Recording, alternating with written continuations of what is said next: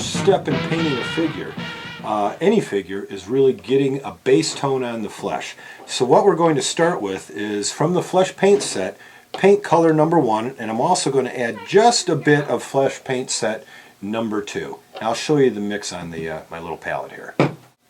It's about a 2-to-1 ratio, but truthfully on base coating, you don't have to be that precise. The most important thing is to make sure that the paint is really the consistency of melted butter. If the paint's too thick, it's going to streak and leave brush marks. Too thin, it's just going to run everywhere. The other important thing to remember is you want to do at least 2 coats. You're never going to coat the face first time. For the initial base coat, I'm using an inexpensive brush, just a wide brush, and we want to keep, again, the paint nice and thin, and just make sure at this stage that you're covering all areas of the face. Brush it back into the hair.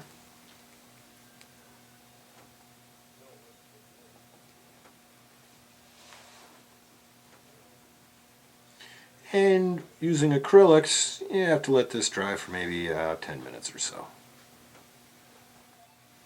So as you've noticed, we have applied and are applying a very, very thin coat to start with. Again, this makes sure that you get all the different areas covered with paint, but that it's still translucent enough where you're really probably still going to see the primer, and that always assures that you're not covering up any detail.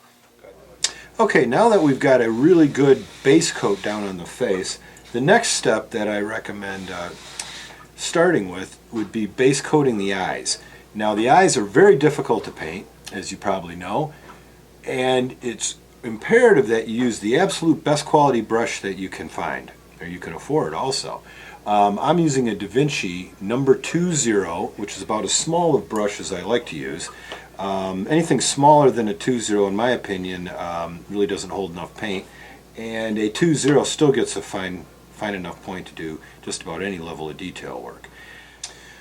Okay, we're going to, again, thin the paint,